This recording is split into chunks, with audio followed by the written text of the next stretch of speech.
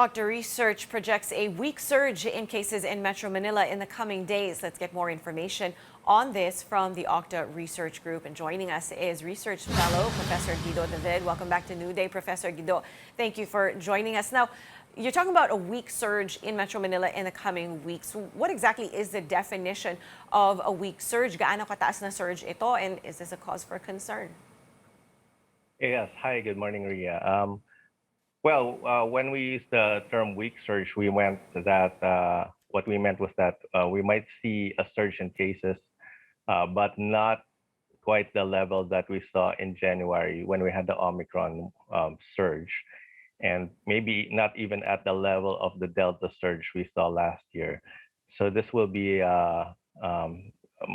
much higher than an uptick, but um, not quite at the level of the previous surges. So we might see a few thousand cases per day nationwide. All right. Could you tell us which areas in Metro Manila will most likely experience the surge first? Well, Ria, it's going to be all over the Metro Manila when it happens. We can't really predict where it will hit first. We've been seeing an uptick overall in Metro Manila and in some regions in Metro Manila. Last year, the surge happened first in areas around Pasay and Manila. That was in March of last year. And so it varies, and it's not really easy to predict that. But we're definitely seeing an uptick already at this time. Professor, what about areas outside Metro Manila? What are the areas that need to be extra careful? Where do you see a surge happening? Yeah, Ria, we've been noting some upticks also in the Palawan area, particularly in Puerto Princesa. If we take note, the new variants were detected there.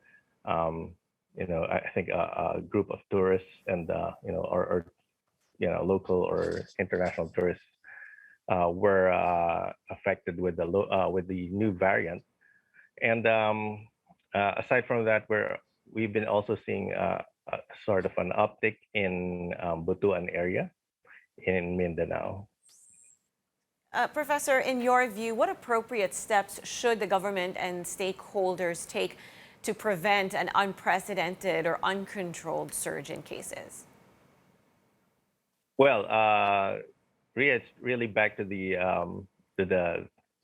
protocols that we've been using over the past year.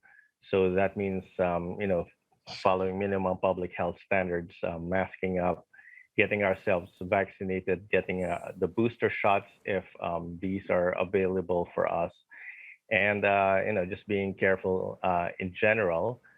We don't really want to shut down the economy. Our economy is running well right now, and we probably want more of the economy to be back in operation, especially with the global crisis.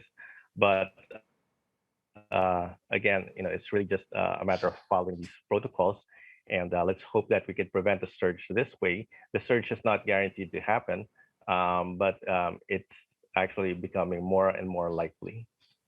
Would you recommend changing the alert level status?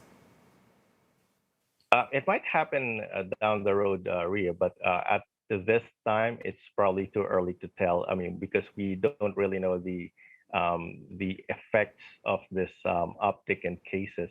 If it fizzles out, then we're good.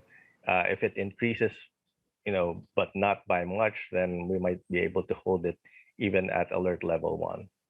All right, so a bit of wait and see that we need to sit through there. Thank you so much for being here this morning, OCTA Research Fellow Guido David.